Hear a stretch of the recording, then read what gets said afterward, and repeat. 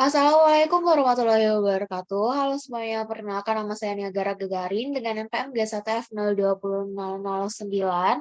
Di sini saya akan mempresentasikan ujian akhir semester mata kuliah Arsitektur SITI dengan dosen pengampu Bu Nurul Renani Tias, STMKOM, dan Pak Aan Erlansari, STMN.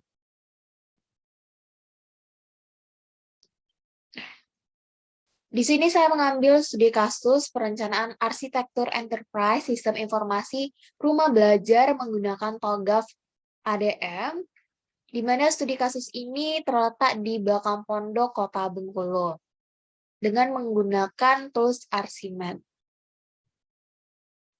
Sebelum kita lanjut ke studi kasus, kita harus mengetahui dulu apa itu arsitektur enterprise, TOGAF, kemudian Archimed. Untuk arsitektur enterprise merupakan deskripsi dari misi stakeholder yang di dalamnya termasuk informasi, fungsionalitas atau kegunaan, lokasi organisasi, dan parameter kinerja. Jadi arsitektur enterprise menggambarkan rencana untuk mengembangkan sekumpulan sistem.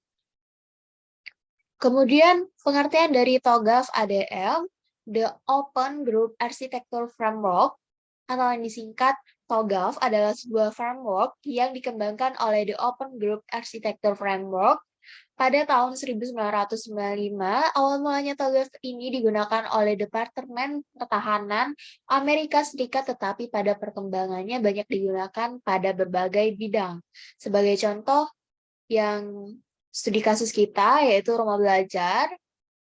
Kemudian pengertian dari Archimed. Archimed ini merupakan tools dari TOGAF sendiri, di mana Archimed ini merupakan sebuah notasi ataupun modeling language untuk menggambarkan entitas dan hubungan atau relasi dalam sebuah enterprise arsitektur, sedangkan enterprise arsitektur sendiri secara sederhana merupakan suatu konsep integrasi antar domain bisnis, aplikasi, data, dan teknologi. Kemudian kita masuk ke tentang studi kasus kita, yaitu rumah belajar. Rumah belajar ini merupakan suatu lembaga yang bergerak di bidang bimbingan belajar dan konsultan pendidikan. Rumah belajar ini memerlukan suatu sistem informasi untuk mengatur pengolahan data siswa, nilai siswa, data pengajar, dan gaji pengajar. Sistem informasi yang dimiliki rumah belajar sebelumnya belum efektif. Bisa dilihat dari kegagalan pengolahan sistem. Pada pengembangan sistem informasi rumah belajar ini diperlukan perencanaan arsitektur yang matang untuk menghindari terulangnya kegagalan dalam pengolahan sistem.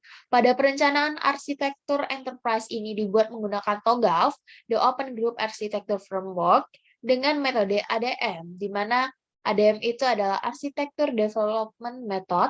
Pada perencanaan arsitektur enterprise akan menghasilkan blueprint arsitektur bisnis, arsitektur aplikasi, arsitektur data, arsitektur teknologi, analisis gap setiap arsitektur pada sistem informasi rumah belajar ini. Kemudian latar belakang dari studi kasus. Sistem informasi berbasis web adalah salah satu alat penting dibutuhkan dalam menunjang kegiatan yang ada di rumah belajar ini. Ketika proses implementasi suatu sistem telah selesai, maka tahapan berikutnya adalah melakukan proses evaluasi, sehingga dapat diketahui tingkat keberhasilan proses implementasi sistem tersebut. Rumah belajar ini sebelumnya sudah memanfaatkan sistem informasi pada proses penjadwalan pembelajaran, absensi kehadiran siswa, evaluasi belajar siswa, dan akuntansi pengajian untuk belajar. Akan tetapi pada permasalahan yang terjadi pada sistem informasi yang tersedia di pusat, rumah belajar ini, sehingga apabila sewaktu-waktu terjadi pembatalan jadwal atau ketidakhadiran pengajar ataupun siswa pada jam yang telah ditentukan pada rumah belajar ini, pihak cabang rumah belajar harus melapor terlebih dahulu ke kantor pusat rumah belajar ini. Setelah itu, baru dilakukan penjadwalan ulang. Hal ini tentunya cukup menghabiskan waktu untuk menunggu proses penjadwalan ulang oleh kantor pusat rumah belajar.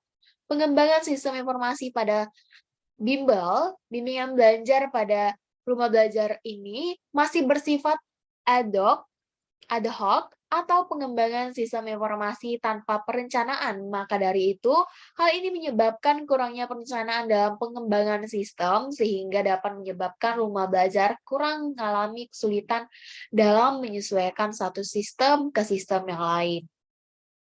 Ini merupakan latar belakang dari studi kasus kita.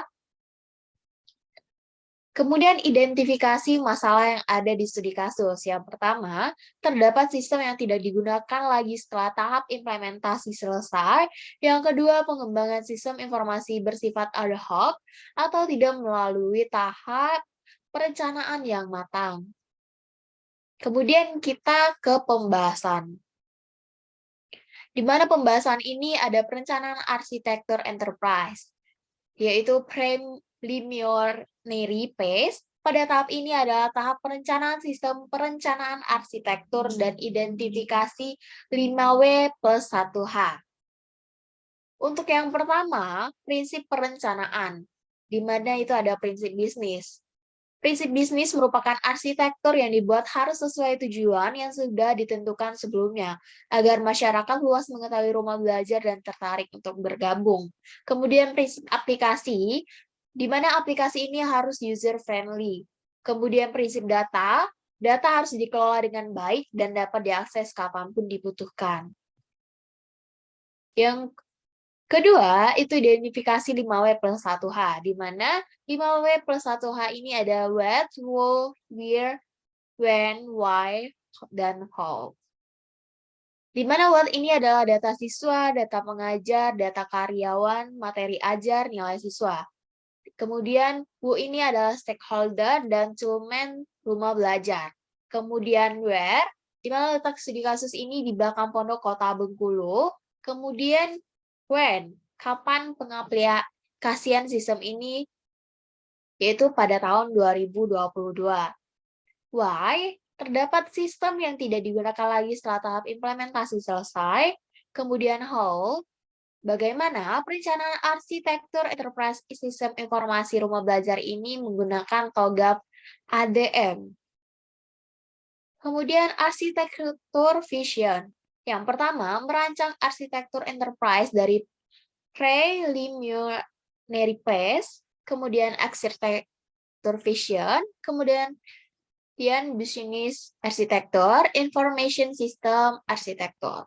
Yang kedua, merancang blueprint sistem informasi bimbingan belajar pada rumah belajar ini.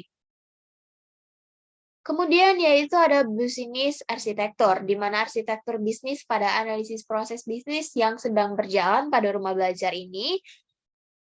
Kemudian dipisahkan menjadi fungsi bisnis, layanan bisnis, dan proses bisnis. Di sini terdapat gambar yang merupakan bisnis arsitektur. Bisa dilihat, itu ada aktor siswa. Kemudian information system arsitektur. Pada tahap ini terdapat tahap arsitektur aplikasi dan struktur data.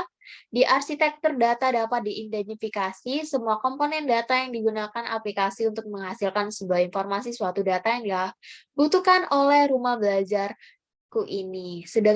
Sedangkan pada arsitektur aplikasi ini dilakukan untuk mengidentifikasi sebuah aplikasi yang dibutuhkan untuk mengolah data yang masuk kapanpun keluar sebagai pendukung aktivitas bimbel ini. Gambaran dari arsitektur aplikasi yang dapat digambarkan menggunakan salah satu diagram dari Archimedes, yaitu diagram application CO operation viewpoint. Bisa dilihat seperti gambar, yaitu ada front office dan back office, di mana ada website, evaluasi, tentor, pembayaran, registrasi, kemudian penjadwalan, absen, penilaian kerja, proses, kemudian manajemen data siswa, penggajian, manajemen data pegawai, akuntansi, dan manajemen data keuangan. Kemudian struktur informasi viewpoint bisa dilihat. Kemudian arsitektur teknologi, di mana pada tahapan ini menggambarkan suatu struktur teknologi yang dibutuhkan yang telah dimodelkan pada arsitektur aplikasi, digambarkan dengan menggunakan diagram dari Archimedes, yang merupakan tools dari studi kasus ini, yaitu diagram infrastruktur viewpoint. bisa dilihat seperti gambar tersebut, kemudian analisis, di mana tahapan ini menjelaskan hasil dari analisis gap dari fase arsitektur bisnis sampai dengan fase arsitektur teknologi. Pada analisis gap arsitektur aplikasi, warna merah muda, kemudian menggambarkan aplikasi yang hanya ada pada baseline arsitektur. Warna abu-abu menggambarkan aplikasi hanya ada pada target arsitektur, sedangkan pada warna biru muda menggambarkan aplikasi tersebut terdapat pada kedua arsitektur, di mana ada baseline dan target arsitektur. Dan ini merupakan gambar dari analisis gap arsitektur data. Pada analisis gap arsitektur data ini, warna biru menggambarkan data tersebut hanya ada target aplikasi dan data yang berwarna kuning menggambarkan data tersebut ada pada kedua arsitektur, yaitu baseline dan target arsitektur.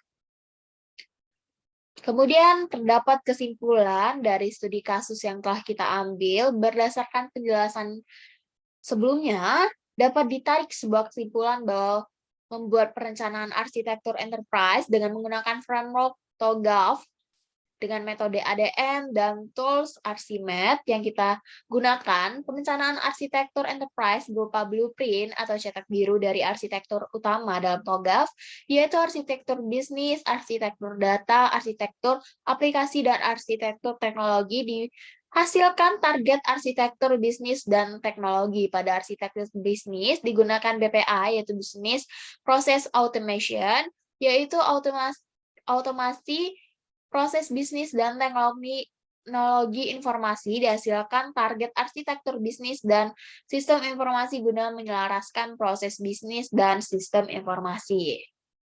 Baiklah, itu saja presentasi saya. Saya ucapkan mohon maaf apabila ada salah kata. Saya akhiri, wabillahi taufiq wal hidayah. Wassalamualaikum warahmatullahi wabarakatuh.